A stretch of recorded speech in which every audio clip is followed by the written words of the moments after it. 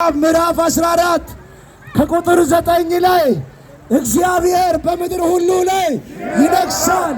በዚያን ቀን እግዚአብሔር ስሙም አንድ ይሆናል።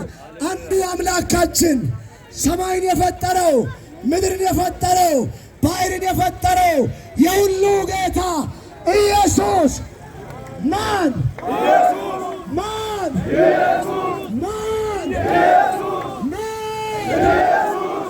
በምድር ሁሉ ላይ በዚያን ቀን እግዚአብሔር ስሙም እግዚአብሔር ስሙም እግዚአብሔር ስሙም ኤፌሶን መጽሐፍ ምዕራፍ 4 ከቁጥር 4 ላይ በመጠራታችሁ በአንድ ተስፋ እንደተጠራችሁ አንድ አካልና አንድ መንፈስ አለ።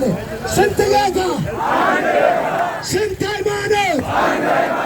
መጽሐፍ ቅዱስ ስንት ሃይማኖት እንደሚያውቀው? ስንት ጌታ እንደሚያውቀው?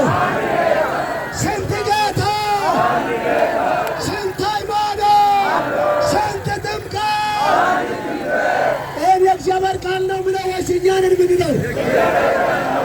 መጽሐፍ ቅዱስ አንድ እግዚአብሔር፣ አንድ ሃይማኖት